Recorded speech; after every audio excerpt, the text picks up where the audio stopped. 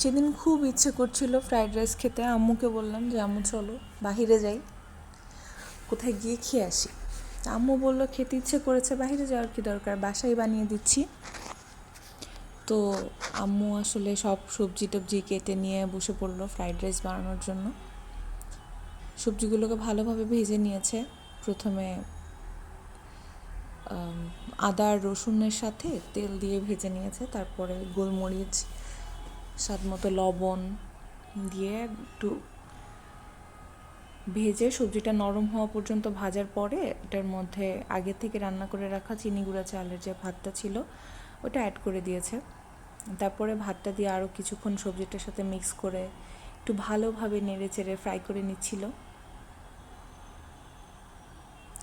তারপরে একটা sauce ready করছিল আগে থেকেই, ওই সসটা অ্যাড করে দিয়েছে। সসটাতে ছিল tomato sauce, oyster sauce, soya sauce, আর হচ্ছে সামান্য একটু ভিনেগার আর একটু লেবুর রস।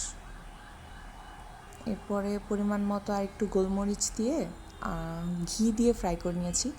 আসলে ফ্রাইড রাইস বলেন বা যে কোনো চাইনিজ আইটেম বলেন, সবাই বাটার প্রেফার করে, বাট আমরা বাসার সবাই ঘি খুব পছন্দ করি।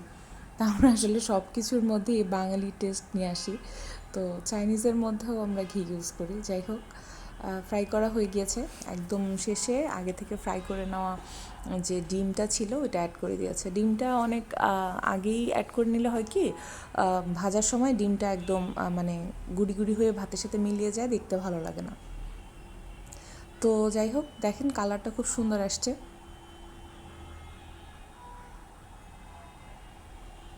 গরম গরম ফ্রাইড রাইস তৈরি হয়ে গেল। খেতে দারুণ মজার ছিল।